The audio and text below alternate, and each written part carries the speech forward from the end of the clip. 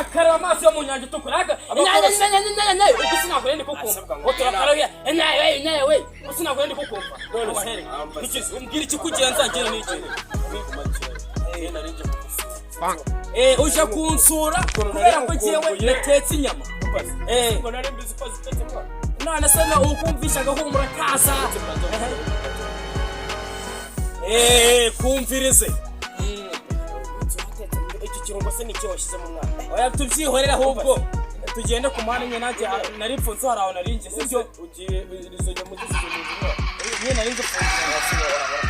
usibye ko ndi gusoma imvaho nca ubu ni nigendeye ahubwo rero ngaho nawe ugendera ubuginge ndaza ngukurikira ubwo robo gegera pe oya nabutikira ma ngabone mpapuro wazanye ubushigo ngubwinoza umuroro mbagutira